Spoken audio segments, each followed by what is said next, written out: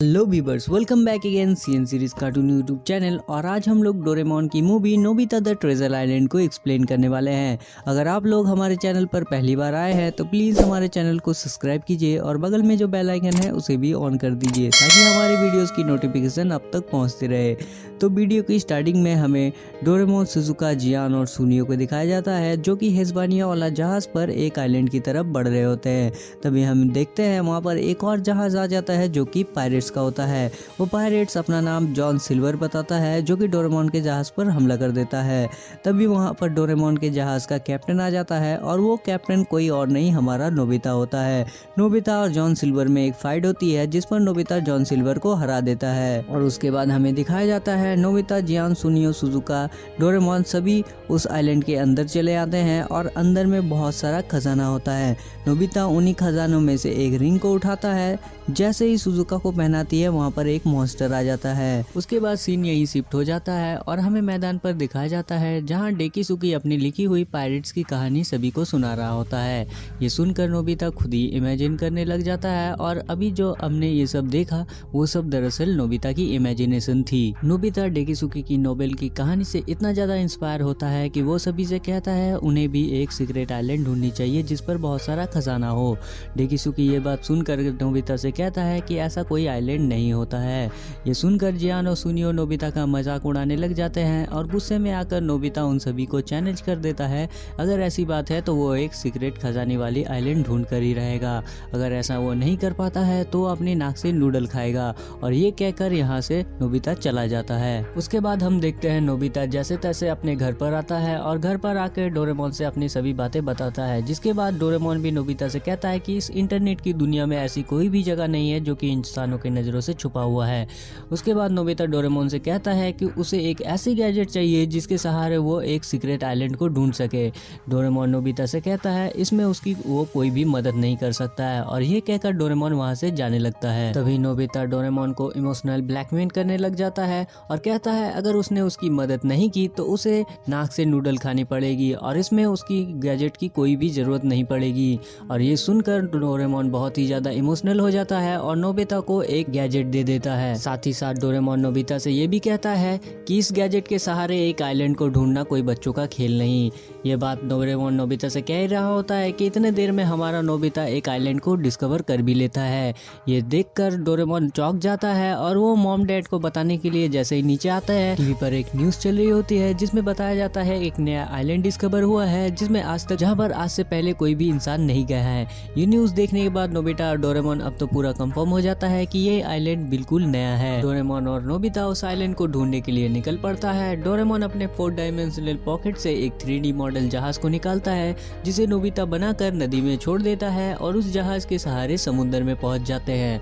और दूसरी तरफ हम जियान और सुनियो को देखते हैं जो कि बांस की बनाए हुए एक राफ्ट से वो लोग भी आइलैंड को ढूंढने के लिए निकल पड़े थे।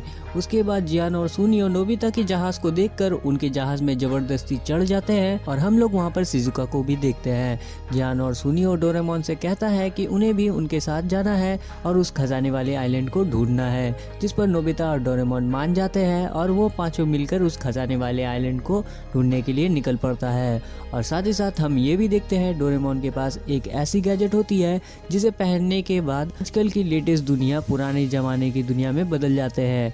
जैसे ही वो हैट को पहनता है हम देखते हैं शहरी माहौल अचानक से गांव की माहौल में बदल जाता है। जैसे कि पुराने जमानों में समुद्र में पुराने जहाज हो जाते हैं और उसी के साथ वो लोग निकल पड़ते हैं। वो लोग सफर के दौरान बहुत मजे करते हैं और बहुत सारा सी फूड भी खाते हैं। उसके बाद रात हो जाती है और हम देखते हैं डोरेमोन एक और गैजेट निकालता है जिसे समुद्र पर फेंकने से वो आइलैंड तक जाने का रास्ता बना देती है। बेसिकली वो सब एक चमकीले जेलीफिश टाइप की चीज होते हैं जिसे समुद्र पे फेंकने से वो चमकता हुआ उस आइलैंड तक जाने का रास्ता बना लेती है। उसी में से एक जेलीफिश जो कि डर रही होती है समुद्र में जाने से, उसे शिजुका अपने पास रख लेती है और वो लोग सोने के लिए चले जाते हैं। अगले दिन सुबह जब वो लोग जागते हैं, वो लोग देखते हैं उनका जहाज उस खजाने वाले आइलैंड के सामने ही होता है। ये देखकर वो लोग बहुत ही खुश होते हैं, मगर तभी हम लोग देखते हैं उस खजाने वाले टापू की ओर से कुछ अजीबोगरीब लोग उनके जहाज की तरफ बढ़ रहे होते हैं।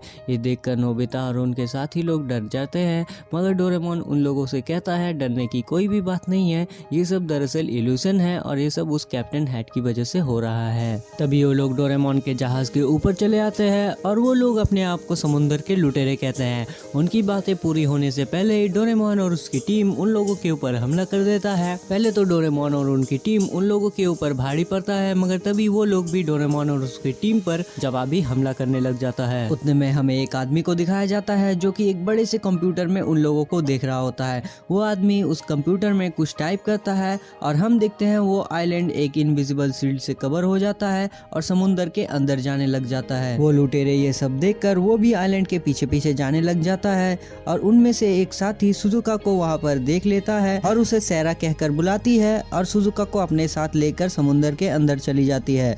नोबिता और डोरेमोन उसे बचाने की कोशिश करता है, मगर वो लोग नहीं बचा पाते हैं। तभी नोबिता और डोरेमोन को समुद्र में एक बेहोश बच्चा मिलता है, जिसे वो लोग अपने जहाज पर ले आते हैं। जियान और सुनियो उसे बांधकर उसे सुजुका के बारे में पूछता है। वो लड़का अपना मुंह नहीं खोलता। तभी वहाँ पर नोबिता आता है और उस लड़के को अपना नाम नोबिता बताता है। वो लड़का अपना नाम क्लॉक बताता है। नोबिता बड़े ही प्यार से उस लड़के से सुजुका के बारे में पूछता है, मगर वो लड़का कोई भी जवाब नहीं देता। और तभी हम लोग देखते हैं उस लड़के के पॉकेट से एक पैरट रोबोट निकलता है, जो कि पहेलियों की मदद से उन सभी से बातें करता है। वो एक पहेली बताता है, कहता है 1000 शिप वाले जहाज पर अगर 999 लोग चढ़ जाए तो वो शिप डूब क्यों जाती है। इस जवाब का कोई भी आंसर नहीं दे पाता है और हमारा डोरेमोन आंसर दे देता है। वो कहता है वो जहाज एक सबमरीन है, इसीलिए वो समुद्र के अंदर चला जाता है। इस पहेली से उन्हें ये तो पता चल जाता है कि सुजुका उस सबमरीन के अंदर है। तभी क्लॉक कहता है वो कोई सबमरीन नहीं, वो एक टाइम स्पेस शिप है जो दुनिया की किसी भी समय में पास्ट प्रेजेंट फ्यूचर में कहीं भी किसी भी कोने से खजाने को ला सकती है। और वो उस शिप से खोया नहीं, उस शिप से भाग गया है, क्योंकि वो उस शिप का मैकेनिक है और वो काम कर करके थक गया है, इसीलिए वो उस शिप से भाग आया है। क्लॉक उन सभी से कहता है उस शिप का कैप्टन का नाम सिल्वर है। यहाँ नोबिता को डेकिसुकी की नोवेल की याद आती है, जहाँ उसके भी शिप का कैप्टन का नाम सिल्वर होता है। तभी क्लॉक उन सभी से कहता है उसे उसकी बहन की चिंता हो रही है, जिसे सुनकर वो लोग क्लॉक की बहन के बारे में पूछता है। तभी क्लॉक उन सभी को अपनी बहन की तस्वीर दिखाता है, जिसे देखकर वो लोग चौंक जाते हैं, क्योंकि उसकी बहन बिल्कुल सुजुका की तरह थी और इसीलिए वो लुटेरे सुजुका को लेकर चले जाते हैं। नोबिता क्लॉक से पूछता है कि अब वो लोग सुजुका को कैसे ढूंढेंगे। क्लॉक उन सभी से कहता है उसे नहीं पता। अभी क्लॉक का पैरट उन सबको एक क्लू देता है। पैरट उन सभी से कहता है वो कौन सी चीज है जिसे कितनी भी स्ट्रेच करो वो फटती नहीं। इस पहेली का मतलब डोरेमोन समझ जाता है और वो ट्रेजर फाइंडिंग मैप को निकालता है, जिससे डोरेमोन उनकी शिप को ढूंढ लेता है। दूसरी तरफ हमें शिप पर सुजुका को दिखाया जाता है, जहाँ हम देखते हैं वो लोग समुद्री लुटेरे सुजुका को क्लॉक की बहन सेरा के रूम में ले आती है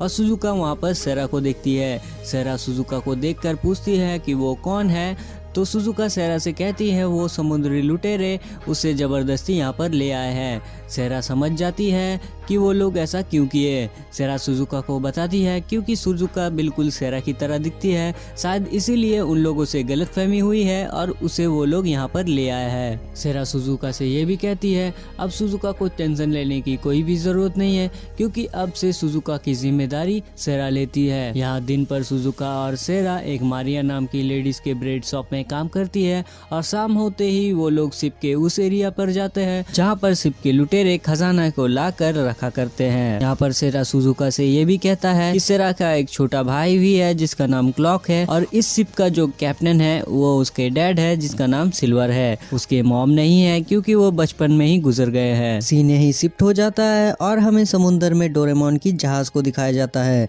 जहाँ हम देखते हैं डोरेमोन की जहाज समुद्री तूफान में फंसा हुआ होता है और वो लोग शिप को जैसे तैसे बचाकर एक सुनसान आइलैंड में चले आते हैं। तूफान में जहाज की हालत बहुत खराब हो जाता है और हमारा क्लॉक कहता है वो इस जहाज को ठीक कर सकता है क्योंकि वो एक मैकेनिक है। वो लोग आज रात उसी आइलैंड में बिता देता है और अगले दिन सुबह हमें दिखाया जाता है क्लॉक उस जहाज को बहुत ही अच्छी तरीके से मॉडिफाई कर देता है और वो उस जहाज को पहले से 10 गुना ज्यादा अच्छा बना देता है। वो लोग किसी के साथ अटलांटिक की ओर निकल पड़ते हैं। रास्ते में क्लॉक नोबिता से कहता है कि उनके डैड हमेशा से ऐसा नहीं थे। इन सब की शुरुआत होती है एक सुपर हाईटेक शिप को बनाते हुए, जिस प्रोजेक्ट पर उसकी मॉम और डैड दोनों एक साथ काम कर रहे थे और इसी प्रोजेक्ट को करने के दौरान उसकी मॉम की डेथ हो जाती है और उसके डैड इस शिप को एक पायरेट शिप में बदल देते हैं और तभी से क्लॉक उसके डैड से नफरत करने लगा है। तभी वहाँ पर एक चमकने वाला ऑक्टोपस आ जाता है और ये ऑक्टोपस सुजुका के पास थी, जिसे सुजुका ने ही उन लोगों को ढूंढने के लिए भेजा था। भी वो ऑक्टोपस नोबिता को खींचकर कहीं ले जाने की कोशिश करता है और नोबिता भी समझ जाता है वो ऑक्टोपस उसे कहाँ लेकर जाना चाहती है। तभी यहाँ पर सीन शिफ्ट हो जाता है और हमें उस पायरेट शिप पर दिखाया जाता है जहाँ क्लॉक के डैड कैप्टन सिल्वर अपने लोगों से कहता है कि जल्द ही वो एक नोवाक प्लान को शुरू करने वाले हैं, जिसमें पृथ्वी की एनर्जी को खींच के वो शिप उस एनर्जी को एक दूसरे प्लेनेट में जाने के लिए इस्तेमाल करेंगे। और सिल्वर उन लोगों से ये भी कहता है कि उसने पृथ्वी की भविष्य देखी है जिसमें पृथ्वी बिल्कुल तबाह हो जाएगी और वो लोग इसीलिए दुनिया भर से खजाने को इकट्ठा कर रहे थे ताकि वो दूसरे प्लेनेट पर जाकर एक आसानी से देश को बसा सके। तभी हम लोग देखते हैं डोरेमोन की शिप उस पायरेट शिप के पास चली आती है और क्लॉक अपनी बहन सारा से कहती है कि अब उसे अपने डैड के पास रहने की कोई जरूरत नहीं, अब वो उसके शिप में आ जाए, वो और सुजुका दोनों।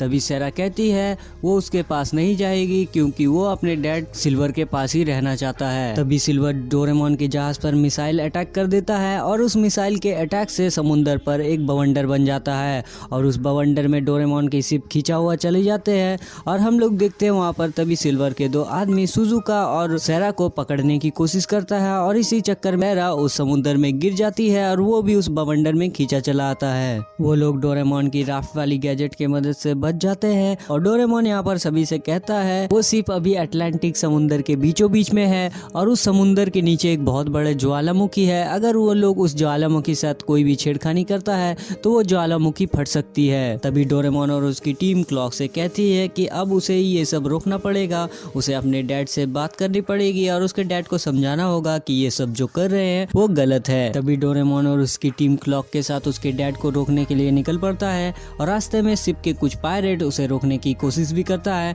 मगर वो लोग रोक नहीं पाते हैं। और दूसरी तरफ हम क्लॉक के डैड सिल्वर को देखते हैं जो कि ज्वालामुखी के मदद से धरती की एनर्जी को अपने शिप पर खींच लेता है और उस एनर्जी के सहारे उस शिप को आसमान में ले जाने लग जाता है। तभी डोरेमोन, क्लॉक और नोबिता उस शिप के अंदर चले आते हैं और वो लोग कैप्टन की केबिन को ढूंढने लग जाता है। तभी डोरेमोन क्लॉक से पूछता है क्या क्लॉक को पता है कि उसके डैड की केबिन कहाँ है, जिस पर क्लॉक कहता है उसे नहीं पता उसके डैड की केबिन कहाँ पर है। तभी क्विज वहाँ पर कहता है कि उसे पता है क्लॉक के डैड के केबिन कहाँ पर है। क्विज उन लोगों को क्लॉक के डैड के केबिन पर लेकर जाता है जहाँ वो लोग सुजुका को भी देखती है। यहाँ पर वो सभी मिलकर सिल्वर को समझाने की कोशिश करता है कि उन्हें इस तरीके से धरती की एनर्जी को इस्तेमाल नहीं करना चाहिए, इससे धरती तबाह भी हो सकती है। मगर सिल्वर उन लोगों की कोई भी बात नहीं सुनता और वो धरती की एनर्जी को इस्तेमाल करने लग जाता है।